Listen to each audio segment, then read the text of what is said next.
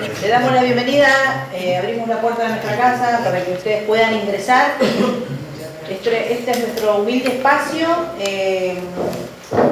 que bueno, que es una actividad que está muy buena, que los compañeros de la multisectorial nos solicitaron el lugar, el espacio, así que ni lo dudamos y abrimos las puertas de la casa para que ustedes puedan entrar y podamos escuchar lo que los compañeros acá tienen para contarnos un poco en relación a la Organización Mundial de la Salud. Nosotros como ATE, como la Asociación de Trabajadores del Estado, estamos orgullosos de pertenecer a este espacio, estamos orgullosos de pertenecer a un espacio que durante todo este tiempo creo que hemos sido uno de los únicos espacios sindicales que hemos estado en la calle constantemente, hemos estado en la lucha y nos hemos puesto al frente para decirle no a todas aquellas propuestas y a todo este modelo que Milei nos está implementando hoy en este país, y por eso también es que ni lo dudamos a la hora de abrir el espacio para que ustedes vinieran y participaran de esta charla. Así que nada, bienvenidos, y aquellos que también un poco para que sepan, porque no voy a tener oportunidad por ahí de decírselos en otro momento, todos estamos acá. ATE dentro de esta institución, dentro del sindicato, funcionan además lo que es educación, para que ustedes sepan. Yo sé que ustedes son representantes de distintas organizaciones, trabajan en distintos territorios, para que sepan también eso, que en este espacio nosotros tenemos escuela secundaria, presencial y semipresencial, hacemos cursos de capacitación, un centro de formación laboral, en donde se dan distintas capacitaciones. Muchas de esas capacitaciones les sirven a los compañeros de educación para puntajes, para poder ingresar y tomar cargos en educación. Tenemos para terminar también lo que es la escuela primaria, y tenemos el semipresencial de adultos. Así que también para que lo sepan, si después en algún momento hay alguien que está interesado y quiere, en el medio acá del espacio está la gente de educación, pueden pasar y preguntar, y si ustedes en sus organizaciones tienen gente que está interesada en terminar sus estudios, también son bienvenidos. Así que bueno, nada, lo dejo con Norma. Sí, bueno, yo soy Norma de la multisectorial de jubilados. Bueno, ya sabrán de nosotros, estamos todos los miércoles en los semaforazos, y estos son algunos recreos que nos damos entre semaforazos y semaforazos, hacer estas charlas que bueno, que nos pone muy feliz, porque la verdad que no sé si hicimos bien las cosas, pero vino gente de distintos lugares, compañeros que a veces nos encontramos, otros que hace mucho que no vemos, pero bueno, nos pone muy feliz que estén acá. Bueno, a mí me toca presentarla a Eugenia, que la conozco. Eugenia va a ser una de las disertantes, está recibida en la universidad, es psiquiatra y especialista en psicología, ¿está bien? Sí.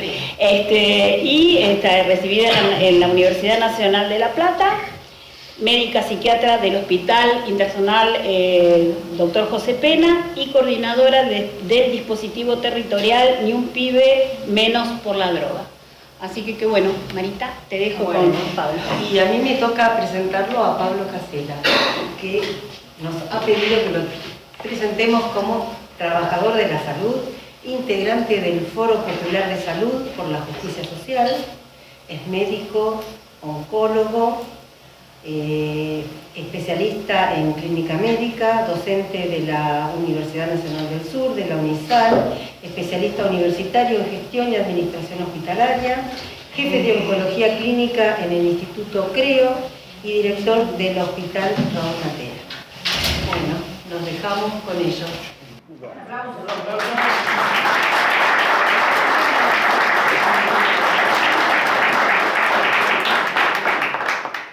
Bueno, arranco yo, Fania.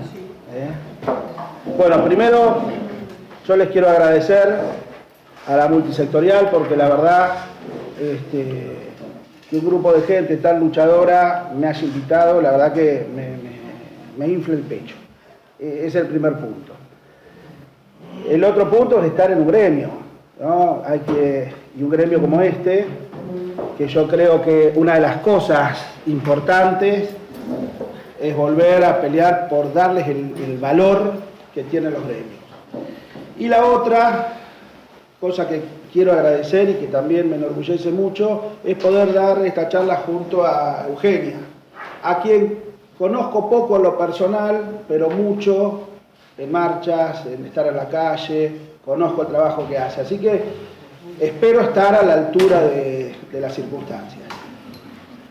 Cuando nos invitaron a charlar y nos comunicamos con Eugenia, dijimos, bueno, ¿qué vamos a ir a decir y cómo vamos a encarar este tema de hablar de toda la complejidad que significa salir de la OMS? Así que empezamos a tratar de darle una vuelta a esto, y además de la complejidad y los problemas que nos trae estar por fuera de la Organización Mundial de la Salud, decidimos hacer un pequeño recorrido histórico para poder entender especialmente la relación que hay entre las clases dominantes o los gobiernos en las diferentes etapas de la historia y cuál fue su relación con la salud.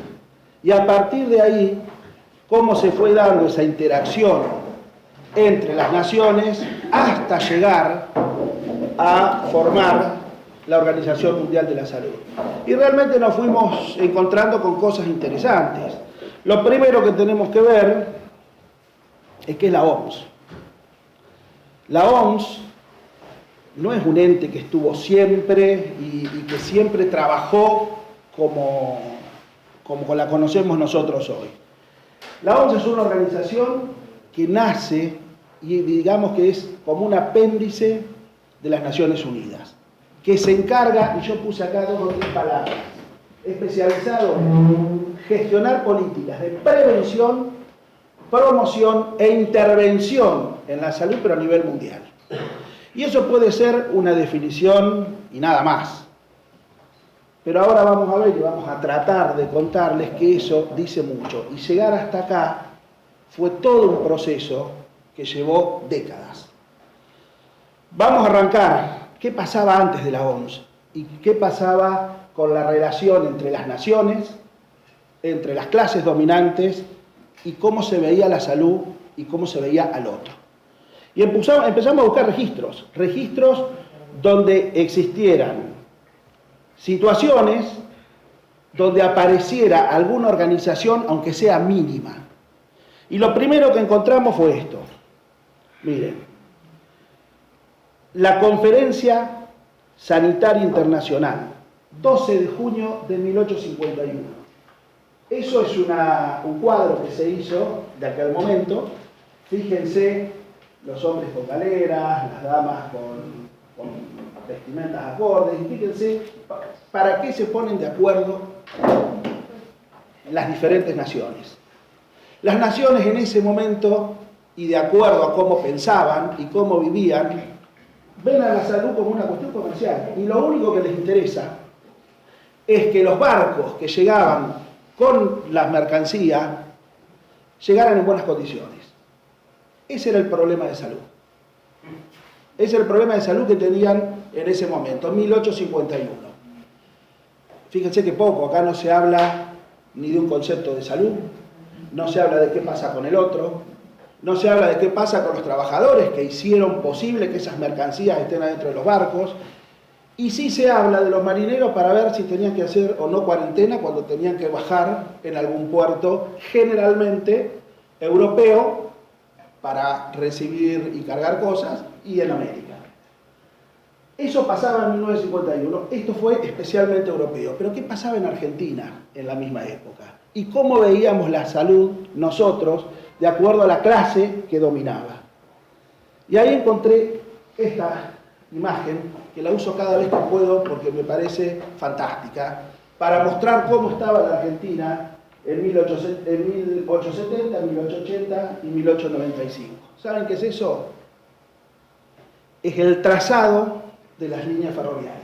Y si ustedes se fijan, todas fueron evolucionando desde la periferia hacia el puerto de Buenos Aires. No hay comunicación entre los pueblos, y el sistema de salud acá era también inexistente. Lo único que importaba era que la mercancía llegara al puerto de Buenos Aires y pueda ser exportada.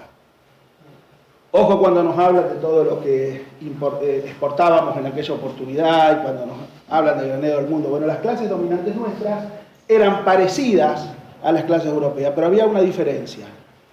A nosotros no nos dejaban intervenir en las conferencias, no teníamos ni voz ni voto. Después nos empezamos a organizar. Aparece la Oficina Internacional de Higiene Pública. Ahí ya aparece otro concepto. También todos los que ven ahí son varones, todos varones, no hay mujeres, y europeos. ¿Qué es lo que se hace? Se pone una sede en París,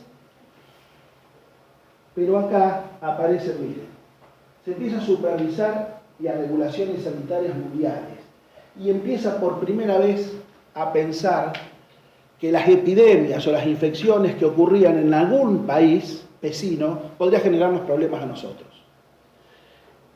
Por primera vez se empieza a tener un concepto más cercano a lo que es hoy de la salud. Ya la salud no tenía que ser regulada exclusivamente desde los barcos y desde la mercancía. Ya decíamos, che, si al país de al lado se infecta o si una región mía tiene un problema y aparecen hambrunas o enfermedades infectocontagiosas, puede ser un problema. Así que fue por primera vez una oficina centrada en eso. Acá todavía nosotros tampoco interveníamos en la discusión. ¿Qué pasaba en Argentina?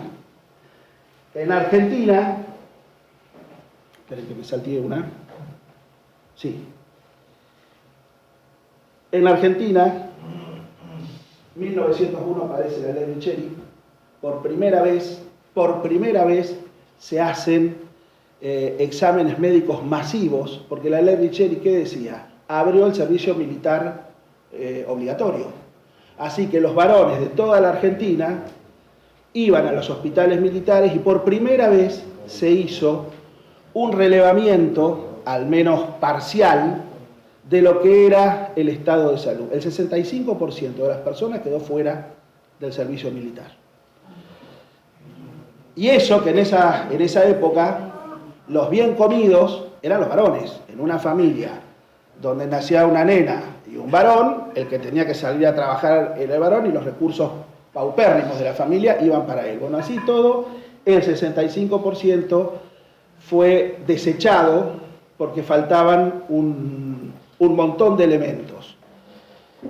Y ahí aparece el gobierno y por primera vez dice, che, tenemos que hacer algo con esto, no nos podemos quedar con esta situación. Y traen a un doctor, Vialet Macé, y le piden que haga un informe de la situación, no solo sanitaria, sino del trabajo, porque querían hacer una nueva ley del trabajo. Hace todo el informe, que es eso que ven ahí, y por supuesto fue cajoneado. Por lo tanto, en 1907 estábamos prácticamente igual a lo que pasaba en Europa. Veíamos que algo pasaba, que teníamos que hacer algo con nuestra situación sanitaria, pero al igual que en Europa, la teníamos cajoneada. Nada pasó. Seguimos adelante, 1920, y acá sí hay un cambio importante. La Organización Mundial de la Salud, las naciones se empiezan a organizar. ¿Ven que en la foto hay mucha más gente? Bueno, ahí ya se empezó a tomar a la salud y a los sistemas de salud como algo realmente importante. ¿Qué había pasado acá? Esto aparece en 1920, recién terminaba la Guerra Mundial, la Primera Guerra Mundial. Había desaparecido el Imperio Otomano, había desaparecido el Imperio Austrohúngaro, había una hambruna en toda Europa, las enfermedades contagiosas iban de país a país, así que esto fue todo un problema y por primera vez empiezan a hablar de prevención, más cerca de la definición de hoy de OMS, empiezan a hablar de la prevención y se empiezan a estandarizar esquemas de vacunación y esquemas de tratamiento. Todavía faltaban algunas cosas, pero ya aparecen los primeros estudios epidemiológicos serios, se empiezan a establecer lugares donde había brotes y había que intervenir. Así que les diría que acá, en 1920, por primera vez empiezan a cambiar las cosas, no mucho, pero empiezan a cambiar. ¿Qué pasaba en Argentina? En Argentina estaba el segundo gobierno de Hipólito Yrigoyen, y por primera vez se empieza a hablar de lo mismo, de la necesidad de vacunación, de la necesidad de darle medicamentos y nutrición a la población. Y aparece esto, este es el Instituto Malbrán, que hasta hoy sigue siendo un ejemplo en América Latina de todo lo que hace a los diagnósticos de zoonosis, a los diagnósticos y los test que tantos gobiernos hicieron en la época de la pandemia. Esto fue algo que arranca en el gobierno de Hipólito Yrigoyen y hasta hoy sigue manteniendo una calidad y una efectividad que es admirable. Esto no termina acá. 1943. Esta foto es de una película. No sé si la han visto, La vida es bella. Bueno, la tomé de ahí a la foto, que es un chico solo sobre un auto militar. Acá había terminado en el 18, unos años antes, perdón, acá estábamos terminando la Guerra Mundial, la Segunda, y aparece, además de la hambruna y además de las infecciones, grandes migraciones de refugiados, y aparece un problema que hasta ahora no se había evaluado, que era la cantidad de chicos que habían quedado sin hogar. Y esto lo cuento porque esto empieza a cambiar la definición de salud. Entonces, la salud ya dejó de ser algo exclusivamente biológico relacionado con las infecciones o con la desnutrición. También alguien al que le habían matado los padres estaba enfermo. Y ese concepto lo empezaron a tomar las naciones y después se transformó en el verdadero concepto de salud que hay hoy, que es el que me gusta decir a mí, que es que la salud no es solo la ausencia de enfermedad, sino el completo bienestar físico, psíquico y social. ¿Qué pasaba en Argentina en el 43? En el 43 un joven coronel se hace cargo de la Secretaría de Trabajo y Previsión y empiezan a aparecer los derechos laborales y empiezan a aparecer en el 43 por primera vez las organizaciones de trabajadores en sindicatos, las primeras obras sociales de que se tiene registro. Y todo eso mejoró en solo 2 años, realmente, incluso antes del 45, cuando viene Carrillo, empezó a mejorar los índices, empezaron a bajar de desnutrición, empezaron a poder tratarse enfermedades como la tuberculosis, se empezaron a hacer algunas campañas para trabajar sobre la sífilis, así que este fue, les diría, el primer punto importante en Argentina y en el mundo. Por supuesto que todo esto que pasó y toda esta historia que hemos contado hasta acá terminó en una verdadera organización, que es esta. El 7 de abril de 1948, ahí aparece la OMS tal cual la vemos hoy. Esta organización ya empieza a tener objetivos claros. Ya empieza a hablar de prevención en serio, ya empieza a tratar a la salud como un derecho y no como una dádiva. Y empiezan todas estas funciones. ¿Por qué vamos a hablar de las funciones? Yo las voy pasando rápido, se las voy comentando. Empieza a trabajar con un montón de funciones que tienen que ver esencialmente con la detección temprana de enfermedades infectocontagiosas. El ejemplo más claro y más reciente que tenemos es la pandemia. Fue la Organización Mundial de la Salud, a través de sus científicos, los que empezaron a detectar en China y en Europa esos primeros brotes. Pero esa detección no solo es darnos una alerta temprana de lo que venía. Además, empezó a trabajar específicamente en estudiar cuál era la manera de contagio, en darnos las primeras herramientas para saber que era una enfermedad infectocontagiosa, que era por vía aérea, que teníamos que estar por lo menos a 5 metros de las personas para no contagiarnos. Todo eso fue de la OMS. Nos dijo en qué momento usar el barbijo y semanalmente en todos los hospitales, esperábamos el informe de la OMS para poder saber cómo hacer diagnóstico clínico, cuáles eran los nuevos tratamientos. Además intervino en otro montón de cosas, ya saliendo de la pandemia. Interviene en ayuda humanitaria a países específicos, habrán visto miles de fotos, que por acá yo debo tener alguna, de la OMS trabajando con profesionales en algunos países africanos, sobre catástrofes específicas naturales. Pero hay otra cosa, además de todo eso, la OMS, en el caso de Argentina en particular, nos ha facilitado recursos, incluso económicos. El gobierno dice que a veces que no es cierto los recursos económicos. Hay recursos económicos que vienen de la OMS, que nos ha facilitado, por ejemplo, el diagnóstico y los test para HIV, que nos han facilitado medicación, especialmente aquella medicación que a las grandes corporaciones ya no les interesa fabricar.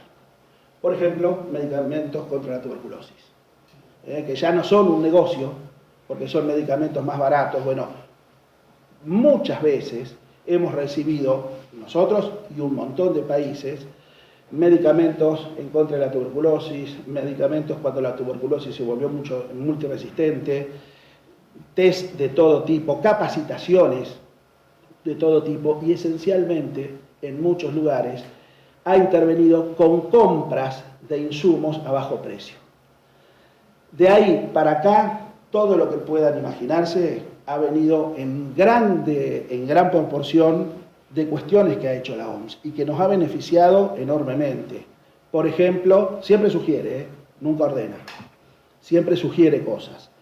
Por ejemplo, los esquemas de vacunación, los controles que se deben hacer durante el embarazo para evitar los riesgos de complicaciones, entre muchos otros. Interviene también en la forma de manipular los medicamentos cuando son trasladados de un lugar a otro o de un país a otro. Y hay algo muy importante que lo hace en Argentina, lo hizo a través del ANMAT, es intervenir y formar las buenas normas de producción de medicamentos. La OMS marca algunas situaciones que las empresas deben continuar y que deben ser controladas en casi todos los países por entidades del Estado. En nuestro caso es la ANMAT. Fíjense la importancia cuando el Estado desaparece, aparecen los fentanilos que matan gente, ¿no? Fíjense cómo las clases dominantes permanentemente interfieren y dan distintos caminos a nuestro sistema de salud. Todos los años saca la lista de medicamentos esenciales y se ocupa de que aquellos países que no los tienen los puedan recibir. Ese es un elemento bárbaro. Y lo más importante es la farmacovigilancia. ¿Qué es la farmacovigilancia? Lo que está ocurriendo hoy. Hoy nosotros estamos recibiendo un montón de reportes que vienen de especialistas de la OMS, donde nos están dando todas las herramientas suficientes para saber qué pasó con las vacunas. Y hoy sabemos, esto se lo digo entre paréntesis, que la vacuna que recibimos nosotros, la Sputnik, es la que más anticuerpos generó y por más tiempo. Y que aquella vacuna que esta señora Saltimbanqui de la política Bullrich daba como la mejor, la Pfizer, fue una de las peores. Esos son datos que nos va dando la OMS y que los vamos recibiendo ahora porque ellos siguen estudiando no solo la accionar beneficiosa de las vacunas, sino también aquellas reacciones adversas que pueden aparecer después de mucho tiempo. Por lo tanto, ponernos a discutir hoy las ventajas de haber estado dentro de la Organización de las Naciones Unidas, especialmente en el área de la OMS, ya prácticamente no tiene ningún sentido. Bueno, el apoyo a los países, vamos a adelantar un poquito, hasta que nos pasó esto. También nosotros sufrimos. Esto hay que verlo y grabárselo a fuego. Esto hay que verlo y saber quién es y saber cómo las clases dominantes llegan al poder y toman las decisiones que toman. Ustedes fíjense lo que pasó hoy desde que está este señor. Empezó la campaña de vacunación antigripal y no había vacunas. ¿Saben cómo terminó eso? Porque eso no es un dato menor, no es que no me pude vacunar y me vacuno dentro de un mes. Eso hizo que las terapias intensivas del conurbano bonaerense tuvieran una ocupación del 90% antes que empiece el invierno. Es decir, que eso de retrasar las vacunas no es gratis, no es nada más que me pongo la vacuna antes, no, eso terminó con eso. Y esto es un combo terrible. Esto viene acompañado de un montón de otras cosas que ya vienen golpeando a nuestro sistema de salud. El Plan Remediar, por ejemplo, que ahora vuelve a tener un nuevo recorte. ¿Saben qué es el Plan Remediar? Es un plan nacional donde el Estado cubre los medicamentos justamente a la población de mayor vulnerabilidad. De más de 100 medicamentos esenciales, que son los que nos dice la OMS, van a dejar 3. Y te hacen una trampa, te dicen, no, el Remediar sigue con 3 medicamentos. Es decir, 3%. Bueno, es justamente el 3%. Pero hay más. Ellos también juegan con esto de la inflación. Se dieron cuenta que han planchado las paritarias. Y todas las paritarias están por debajo, que arreglan, están por debajo de la inflación. ¿Ustedes saben cuál es la consecuencia de eso? Además de que nos bajan nuestra capacidad económica. Las obras sociales, todas las obras sociales, todas, se financian con el 3% que aporta el trabajador y el 6% que aporta la patronal. Bueno, el 3% y el 6%, el 9% de nada es nada. Entonces empiezan a fallar. Entonces empiezan a cortar servicios. Ustedes habrán visto que cada vez, los que tenemos obra social, cada vez tenemos menos servicios. Y va a haber menos aún. Yo dirijo un hospital que ya no sabemos cómo sostenerlo. Es realmente un problema complejo y serio. Todo esto se suma incluso a la salida de la OMS. Y uno dice, bueno, ¿cuál es el objetivo? ¿Cuál es el beneficio? ¿Cuál es el plan B? Yo me voy de esta organización para otra mejor. No, acá no hay plan B. Es un tema ideológico donde hemos seguido el lineamiento del presidente de una potencia que tiene los mismos pensamientos y el mismo delirio que nuestro presidente. Con una cosa diferente, ellos todavía están viendo si sale, no, el nuestro ya salió, por la duda. Porque había que quedar bien antes. Y eso es un problema. Porque si hubiese habido un plan B, podemos discutirlo. Podemos sentarnos a dialogar. No, acá no hay plan B. Y ahora estamos pagando esas consecuencias, que se van a ver mucho más adelante. Ahora estamos viendo una parte del problema que nos dejaron. Bueno, hay consecuencias de todo tipo. No voy a hablar de eso ahora, porque la idea es después hacer algo dinámico y que ustedes puedan preguntar. Pero bueno, tiene que ver con todo, tiene que ver hasta con la forma de financiar los recursos de insumos médicos. Así que hasta acá llego yo y sigue mi compañero.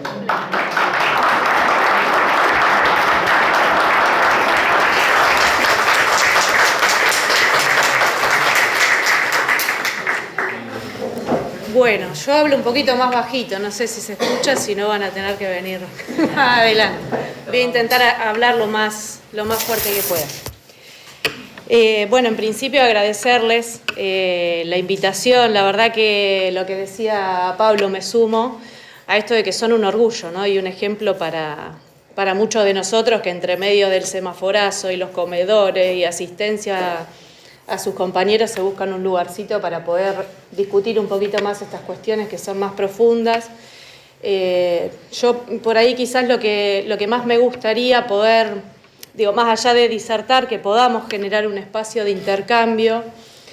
Creo que esta decisión que, hoy se está votando, se va a votar, hoy por hoy está funcionando la asamblea anual de la Organización Mundial de la Salud, donde están participando delegados de la FESPROSA, donde han llevado una nota con más de 3.000 firmas de trabajadores en rechazo a esta decisión, porque hay que tener en cuenta que es una decisión que fue tomada, como bien decía Pablo recién, de manera unilateral, sin consultar a los que nos dedicamos, ¿no?, plenamente al trabajo de la salud. Yo no soy médica clínica, pero sin embargo me parece que es una responsabilidad poder discutirlo con los trabajadores de la salud, ¿no?, los que hacen en el día a día. Creo que lo importante de este debate viene enmarcado en la batalla cultural que venimos dando, o que intentamos dar, y en algunos momentos medio que se la regalamos al gobierno, ¿no?, en este alineamiento cipayista, si se quiere, hacia los Estados Unidos. Es un hecho de magnitud irresponsable. Yo creo que hay una cuestión que han intentado desde el oficialismo quitarle, ¿no?, como importancia a través de estos argumentos, porque también hay que discutir un poco cuáles son los argumentos que ellos dan para que podamos tener herramientas en cuanto a cómo se discute, ¿no? Porque te vienen y te plantean que, nos vamos a quedar en la OPS, entonces a partir de la OPS vamos a poder conseguir las vacunas y demás. Hay que animarse a creer en este gobierno que viene de hacer todo lo que viene haciendo, para creer que va a seguir sosteniendo un calendario de vacunación completo, que va a seguir sosteniendo los lineamientos de la Organización Mundial de la Salud. Previo a que se tome esta decisión, todos los estándares de todos los consensos que uno encuentra por especialidad en esto que bien contaba Pablo, en relación a que todos los especialistas del mundo se juntan una vez al año y revisan sus acciones, qué es lo que hay que mejorar, qué es lo que no hay que mejorar, y partimos de las experiencias. Planteaban incluso desde la Organización Mundial de la Salud la importancia de que la Argentina permanezca, porque somos uno de los pocos países que alcanzó su calendario de vacunación completo, es un ejemplo mundial. No solamente recibir, sino también lo que Argentina, a través de sus científicos y de sus trabajadores, puede aportar a la salud mundial. Y yo en este punto me parece que es algo muy interesante para discutirlo, porque no es una discusión que es meramente administrativa, es decir, como bien decía Pablo, en los Estados Unidos el sistema de salud, no es lo mismo que Estados Unidos, que invierte el 17% de su PBI en salud, decida que se va, ¿no?, con sus herramientas, nos guste o no nos guste. Estados Unidos a nivel salud tiene mucho más, no por la capacidad de sus trabajadores, sino por lo que históricamente se ha invertido en ciencia en la Argentina, y en contando en su peor momento. Por lo tanto, no es la misma decisión que tomemos nosotros como país, un país del tercer mundo, después lo discutiremos en todo caso si no estamos de acuerdo, pero me parece que eso es importante, a seguir un modelo donde en los Estados Unidos es una de las principales causas de bancarrota de su población. Es decir, la población, para poder asistirse en ese modelo de salud, tiene que hipotecar sus casas, que es algo como que es habitual, o decidir morirse en su casa, nos guste o no nos guste, es así, que a veces parece como algo exagerado, ¿no?, cuando uno lo cuenta. En Chile pasa algo medio parecido, ahora se han hecho algunas modificaciones en su sistema de salud, pero me parecía importante poder abrir este punto de debate. Un ejemplo más cercano, reciente, tiene que ver, mucho se cuestionaba en relación al accionar de la Organización Mundial durante el manejo de la pandemia, ¿no?, que podemos discutir una hora en relación a si estuvo todo bien o estuvo todo mal o cómo fue. El ejemplo de cómo sería administrar una pandemia lo estamos viviendo en este momento, un brote, ¿no?, a partir de cómo se manejó el hantavirus a partir de un crucero que partió de Ushuaia. Recién esta semana se envió desde la Argentina personal del Malbrán a supervisar la situación. Estuvo manejado por otros países y la Argentina en un cumple, sería como... Después del desamparo, ¿no? El desamparo con esa gente, ¿no? Claro, exactamente. Lo que tiene que ver con esa gente en concreto y lo que nos podría pasar a nosotros en relación a tener... se está discutiendo mucho lo del ébola, hoy llegó a 131 muertos en África, con un caso positivo en los Estados Unidos. Había una preocupación planteada en relación a la circulación comunitaria, donde habían aparecido casos que no tenían que ver solamente con los contactos estrechos, como le decíamos en la pandemia, sino que había circulación comunitaria. Para que nos demos una idea, y un poco lo que planteaba Pablo también, en relación a que no es que la Argentina está planteando un plan B. Es decir, este muchacho quiere intentar otra cosa. Digamos, nos vamos por el simple capricho de seguir lo que hace los Estados Unidos. Digo, esto en el medio de un contexto donde estamos hablando de que se recortaron todos los programas que trabajaban a nivel territorial, que son lo que nos convoca a trabajar la Organización Mundial de la Salud, a reforzar el trabajo comunitario y lo que tiene que ver con el estilo de vida de la gente. Todo lo que tenía que ver con programas, tanto de niñez como de asistencia territorial, que dependían de Nación, fueron todos dados de baja.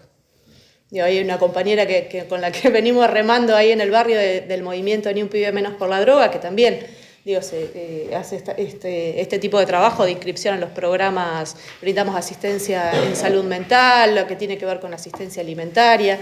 Bueno, el año pasado decidieron dar decenas de baja de esos programas.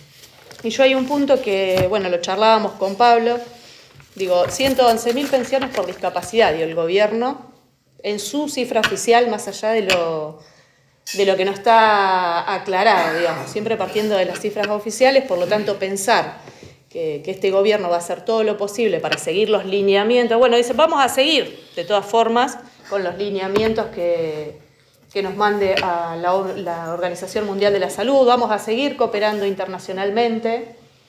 Si esa es la manera de cooperar, nos está hundiendo.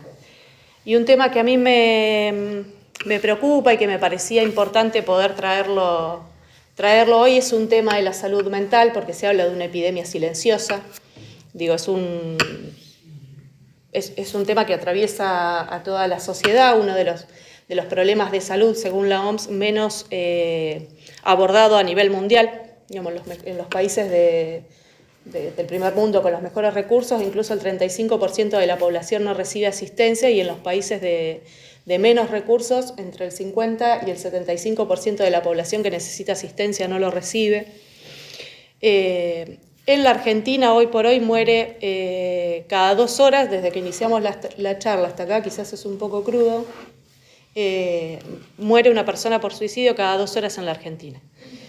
Es una casualidad que hoy sea la segunda causa de enfermedad en la Argentina. No es una cuestión que tenga que ver solo con la salud mental, en lo que tiene que ver con la asistencia en concreto. Bueno, no, este chango tiene depresión, ¿no? Es un conjunto de situaciones, muchas veces las situaciones clínicas o de salud, y más en un país donde no me imagino una persona que está sufriendo un cáncer, que no tiene para comprarse la medicación, que nosotros lo hemos vivido con allegados nuestros, que les han suspendido la entrega de su medicación, en una pelea diaria contra algo que avanza, ¿no? En pleno ring, me refiero.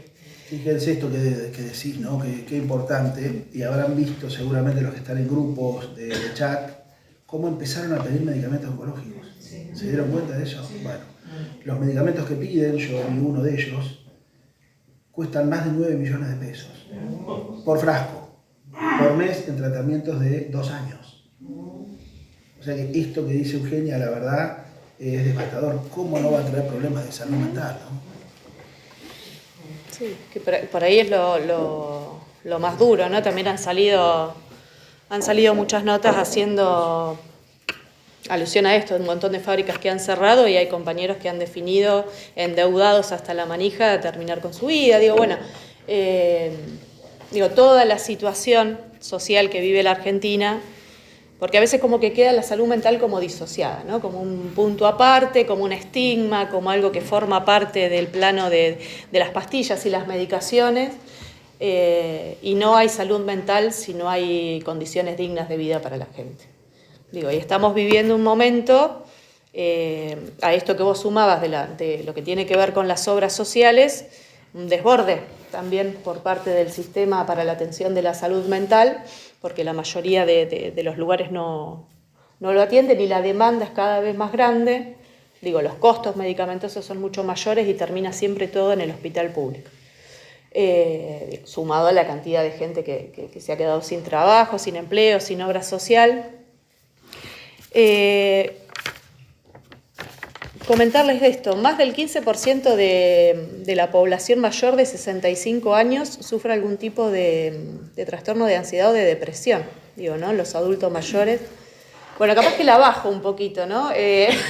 Anímicamente en relación a cuáles son los números, pero forman parte de la realidad, digamos. Después discutiremos entre todos cómo hacemos para transformar esa situación, cómo salimos a luchar. Digo, mañana hay una convocatoria a la Marcha Federal a Plaza de Mayo de la Salud. Me parece que es muy importante participar y dar estas discusiones, pero no podemos hacernos los tontos, ¿no? En relación a los números. Digo, la segunda causa de muerte en los jóvenes. Digo, veo a las chicas allá que vinieron de la universidad.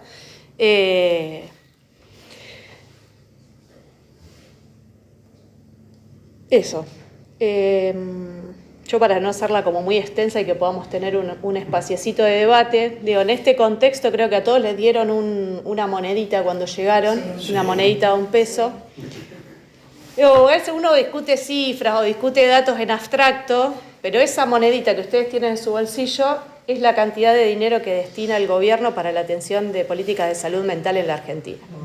Por cada uno de ustedes, esa monedita redondita es con lo que tienen que solucionar el problema de salud mental, teniendo en cuenta, ¿no?, los números que hablamos, ¿no? No estamos hablando de una patología que sea, bueno, excepcional, tiramos un nombre de alguna... De una patología, una en 1.000.000, y bueno, se destina esta plata por habitante, pero bueno, son muy pocos los que se atienden. Estamos hablando de una de las principales causas de enfermedad en la Argentina, por lo tanto... Me quedé pensando en esto que estás diciendo, ¿no? Cómo incluso en épocas donde hemos tenido mayor afinidad con el gobierno, fíjense cómo siempre el tema de la salud mental ha quedado relegado. Y si uno iba a un hospital, aún existiendo la ley de salud mental estaba al fondo en el pabellón viejo. Siempre le hemos dado ese lugar. Me hace acordar a lo poco que hemos evolucionado. En uno de los primeros registros de un sistema de salud fue el protomedicato. El protomedicato era una institución de salud que estaba en el virreinato, que había venido de España, y tenía dos cosas claras. Una, que a loco había que encerrarlo y había que esconderlo, entonces había manicomios, y la otra, en los hospitales públicos, eran los de partos ocultos. Era donde parían las esclavas que eran violadas por sus patrones. Me quedé pensando en esto que dijiste, ¿no? Cómo el tema de salud mental siempre queda un poco a la cola, siempre queda un poco relegado, y en esto de la salida de la OMS también es realmente importante. Quizás mucho más de lo que nosotros pensamos y de lo que yo pude exponer antes. Esto que decías vos, ¿no?, de un suicidio cada 2 horas, es una cosa que a uno le corre escalofríos cuando lo dice, ¿no? Así que, bueno, qué importante es tener eso en cuenta y que lo hayas traído al debate, ¿no? Bueno, yo no para no extenderme mucho más y que podamos generar un espacio de discusión, me parece que esta discusión en relación a la salida de la Organización Mundial de la Salud es un debate cultural, hay que darlo, hay que dar una discusión en relación hacia dónde va el sistema de salud en la Argentina, que no nos agarre como la reforma laboral, ¿no? Me parece que sería importante profundizar en este tema desde ese lugar, ¿no? Que no tengamos miedo en discutirlo. Somos uno de los países con el mejor sistema de salud. Tenemos 1,5 millones de cosas, porque no vamos a decir, bueno, desde que vino Milei todo mal y la salud estaba funcionando espléndido, porque eso sería una mentira. Porque, digo, a ver, en salud mental el 10% sería el presupuesto que se tiene que destinar. Nunca fue destinado, según por ley, el presupuesto que se tiene que destinar. Estamos muy lejos de eso. Pero seguro, el modelo hacia donde nos mostraba Pablo al inicio no es hacia donde queremos ir. Así que, bueno, muchas gracias por la invitación y...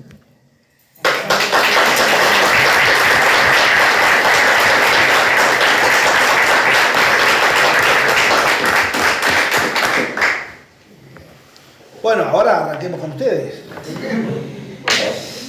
Que ahora viene la parte más interesante de la charla. ¿Qué tiene Milei en la cabeza? Es todo un tema. Hay teorías. Pablo, vos dijiste muchas veces lo de la clase dominante. Si las clases dominantes con todo este sistema de control hacen más o menos de la suya todo el día, me refiero a la fabricación de medicamentos y demás, ¿qué va a pasar cuando ese control científico no esté encima? Digo, no mañana, no pasado, no el lunes ni el martes, porque es muy grave. Sin ese control científico, que de alguna manera no los deja avanzar en esto de tener inclusive máxima ganancia, haciendo cosas raras, ¿y eso quién lo va a suplir? ¿Qué organismo va a suplir ese control científico? Sí, con ese rigor. A ver, todas esas garantías siempre las da el Estado y las debería dar el Estado. El tema es que a veces nosotros con nuestro voto ponemos a manejar el Estado esta gente.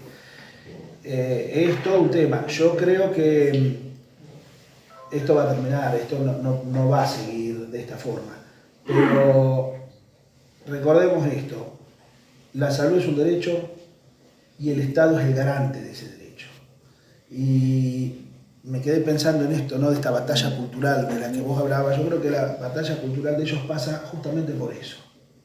Terminar con ese concepto de la salud como derecho. Y que sea una vacancia más. El que tiene la paga y el que no tiene no la paga. En respuesta a lo que vos preguntás, es impredecible. Si el Estado pierde el control, ¿quién lo tiene? Es todo un tema. Las grandes corporaciones hoy tienen el control de los medicamentos y así nos va, y así es como tenemos hoy lo caro de los medicamentos. Hoy es privativo comprar medicamentos oncológicos, incluso para las obras sociales o las prepagas. Es un tema, sí. Yo creo que no tengo una respuesta concreta que sea satisfactoria. Yo creo que dejar esto sin control es darnos un tiro en el pie.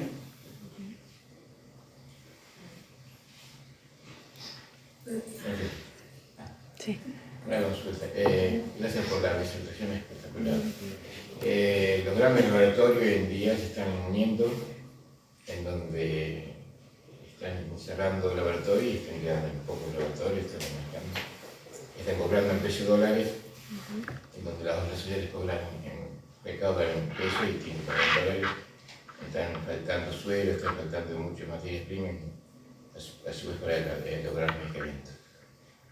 Y quería saber, ¿qué es para ustedes? ¿Alguna solución habría, por ejemplo, para la juventud? En que están en depresión, están muchas veces para los problemas mentales. ¿Qué solución habría, aparte de visitar un psicólogo y demás, si no tienen el recurso necesario? ¿Qué solución existiría como para salvar ese? ¿Tienen alguna herramienta o algo? Sí, digo, más allá del abordaje... Digo, más allá del abordaje profesional, yo siempre digo lo mismo, lo que salva es la grupalidad. Digo, que también forma parte de la batalla cultural, ¿no? Hay un constante convocatoria a la individualidad, ¿no? No tengo deseos una falta de deseo de estar con el otro, ¿no? De vincularse, digo, también tiene que ver con la situación política, ¿no? Uno cuando habla con un montón de jóvenes también hay una cuestión en relación a lo poder proyectarse a futuro. Es decir, da lo mismo, hay que vivir ahora, porque si... Yo hablaba con un chico de 18 años, decía, pero es lo mismo, que lo incentivábamos, ¿viste? Bueno, que estudie, que haga lo que le gusta, que le meta onda, que dice, da lo mismo. Dice, yo veo a la gente que trabaja 25.000 horas, porque es la situación actual, 3 trabajos por día para pagar un alquiler. Entonces, dale un poco lo mismo también. Es decir, bueno, me capacito, no me capacito, ¿para qué? Sí, ¿no? Por eso yo creo que hay que hinchar mucho con los espacios de encuentro, con los espacios grupales. Digo, la manada es la que te salva. Digo, ¿no? De poder compartir con otros, entusiasmarse. Yo creo que lo de los jubilados es extraordinario. Digo, ¿no? Yo lo he visto y charlado con ella, decir, bueno, se juntan y son otras, ¿no? La alegría de juntarse y organizarse para cambiar la realidad. Porque yo creo que hay un punto en relación a eso, ¿no? Como que está el descontento, digo, la situación, la tristeza por no poder llegar a fin de mes, la angustia permanente y un estado de hipercortisolinemia permanente, de si llegás o no llegás a cubrir con los gastos del mes y cuántas horas más tengo que meter, digo, hablando de los adultos, y los chicos también están pasando mucho por esa situación. Yo creo que lo importante es eso, lo territorial, lo de convocarse, lo de intentar pelear por la realidad, y en el proceso se van alentando mutuamente y generar un poco de esperanza, ¿no? Hablando de la salida de la OMS, esta decisión totalmente nacional, y a conciencia de que hay tanto insumos como medicamentos que son importados, ¿de qué manera influye o de qué manera estadísticamente afecta al mercado de medicamentos esta salida de la OMS acá? Porque hay muchos medicamentos importados que pasaban por la OMS y que eso lo beneficiaba. Bueno, han hecho cosas peores. Han hecho cosas peores que eso, que salir de la Organización Mundial de la Salud. Que tienen que ver con esto que quieren hacer con la ley de patentes. ¿Saben lo que es eso? Sí. Bueno, la ley de patentes es un laboratorio que larga una molécula que es importante para algo. Yo les voy a comentar hay una molécula que se llama trastuzumab, que es para el cáncer de mama, que en un grupo de pacientes ha demostrado ser altamente efectiva. El costo en el laboratorio que hoy la maneja, el que la sacó al mercado, es de 9 millones de pesos. Las copias que se pueden hacer después de un tiempo cuestan 3,5 millones o 4. ¿Qué hace la ley de patentes? La ley de patentes pone al dueño de esa patente como el único laboratorio que te puede vender. Eso es un golpe certero.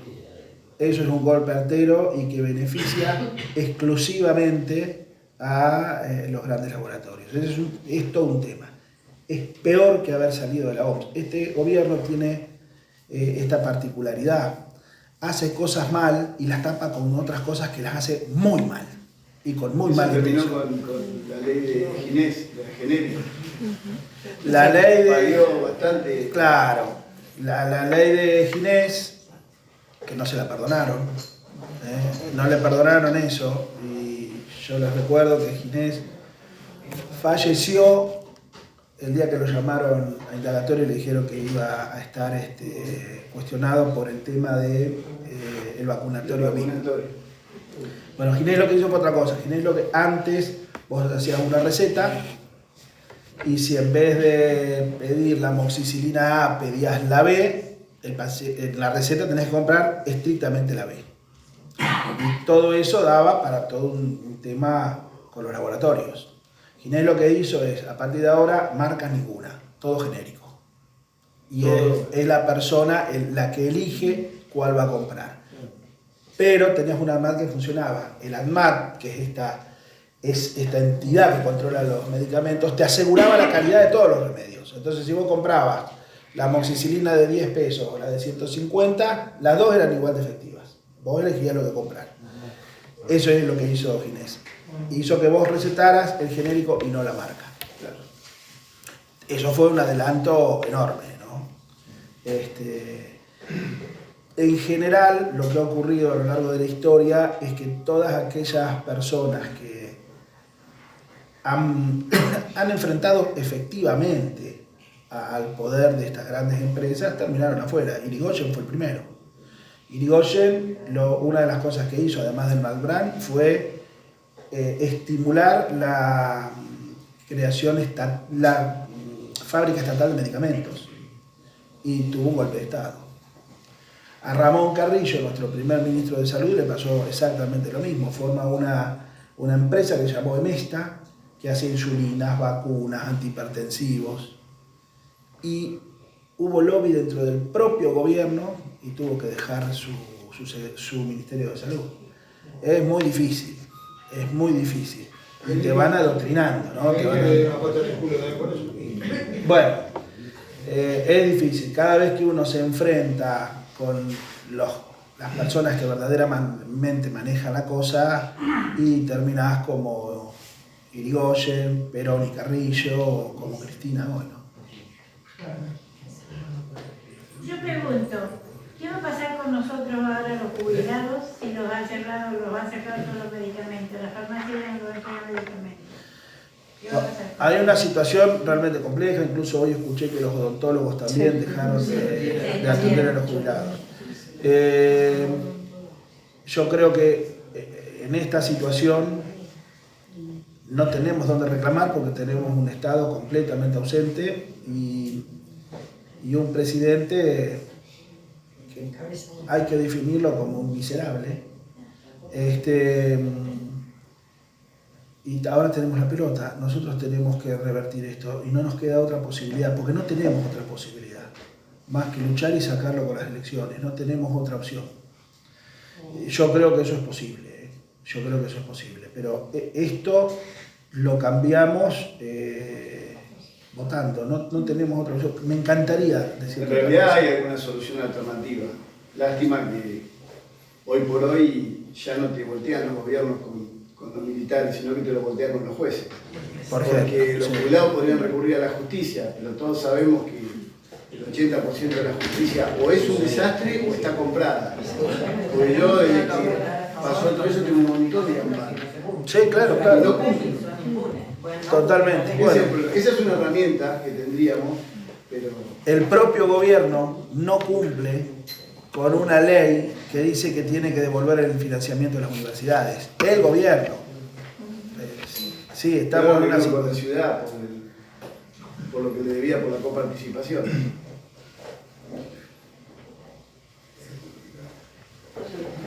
Ahora, de todas formas, Horacio, perdón. No, quería agregar un tema, lo que en principio que Lugones sea el ministro de Salud y que sea el dueño de una prepaga marca la visión que tiene este gobierno de la salud pública. Y de la mano de eso están empezando a aparecer estadísticas de la gente que ya no se puede atender por el PAMI y sobrecarga el sistema público de salud.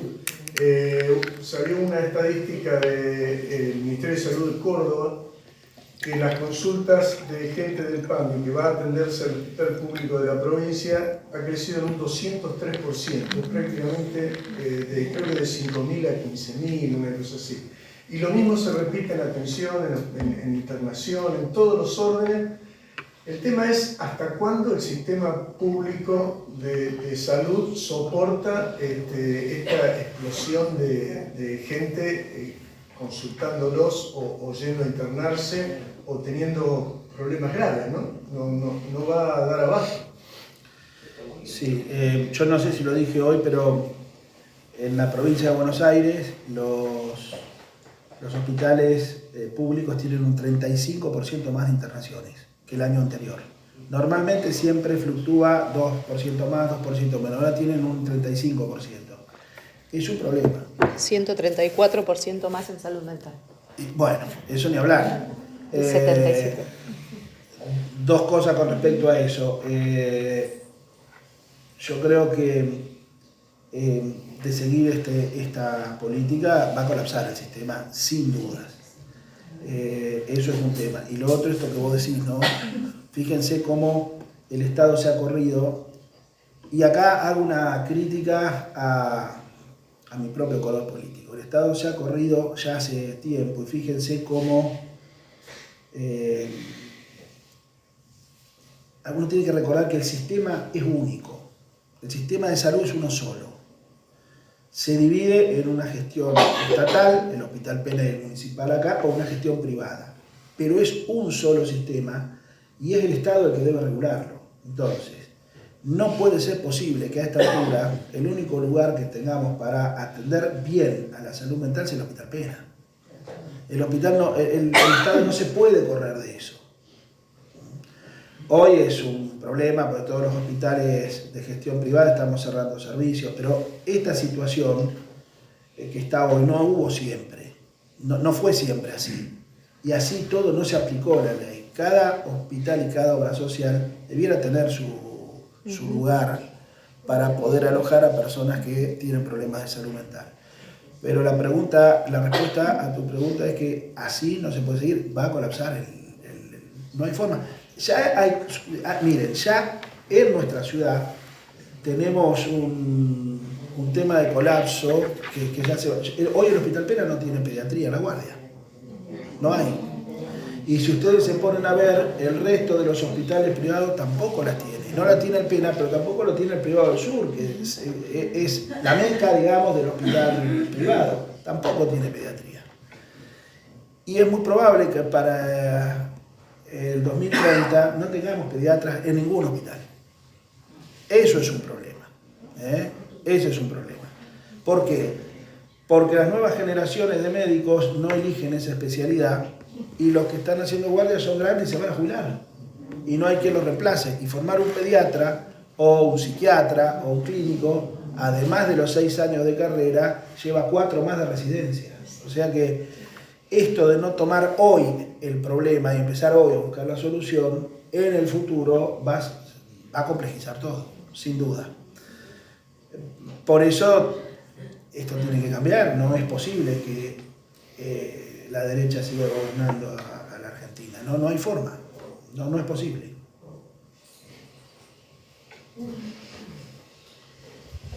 Sí hay una forma de sacarlo a este gobierno. Dale y convencenos a todos, por favor. ¿No? Pero tengo más edad de la que aparento. Tengo 72. Y estuve en la época militar. Y sacamos al gobierno militar. Yo estaba apuntada así, ¿no es cierto? Un radical de un lado y un peronista del otro. Nosotros dijimos, sentémonos porque esto nos mata. Dice, no vayas a correr, Cristina, porque yo era la primera vez. No era política. Fui por la guerra de las Malvinas porque era comprada y vendida. Entonces nos sentamos y no nos tiraron. Salió Galtieri y le empezamos a gritar, vivía en Buenos Aires, yo, Galtieri borracho, mataste a los muchachos. Bueno, Galtieri salió borracho totalmente. Dijo, a mí nadie me va a sacar de acá, ni esto, ni ustedes, ni nada. A los 2 meses lo salió. Disculpame, ¿a los 2 meses? A los 2 meses salió. Entonces sí hay una forma de hacerlo, es unirnos todo el pueblo y sacarlo a este señor, porque este señor nos está matando, igual que los milicos. Es lo mismo, esto es una dictadura, disfrazada de democracia, pero es una dictadura. Y a mí este hombre no me intima, ni este ni nadie. Si no me intimaron antes, no me van a intimar ahora que tengo un nieto, ¿no es cierto? Y tengo hijos y todo. Entonces, que no me digan que no se puede sacar, porque si se sacó una dictadura militar, con que los abuelos así estaban, ¿no es cierto? Y usted viera cómo saltaban, y con bastones y todo, y decían, y gritaban, el que no salta es un militar, entonces creo que se puede. Pero creo que no hay unión. Entonces empecemos a decir, bueno, vamos a unirnos todos, ¿no es cierto? Y dejarnos de joder, perdónenme las palabras, pero dejarnos de joder, porque si no nos unimos todos, los jubilados, los que no son, los docentes, los universitarios, todos, no vamos a lograr nada. Son todos individualismos, son grupos individuales que no sirven para nada. En Buenos Aires se sacó a Galtieri y a todos los milicos juntos, y empezó Alfonsín, a la democracia, en 2 meses, estoy hablando de 2 meses, cuando el pueblo se hartó, explotó, salió a las calles. Y salió a las calles y era Bahía Blanca lleno en Buenos Aires. O sea, una ciudad como Bahía Blanca. Entonces sí hay una forma de sacarlo.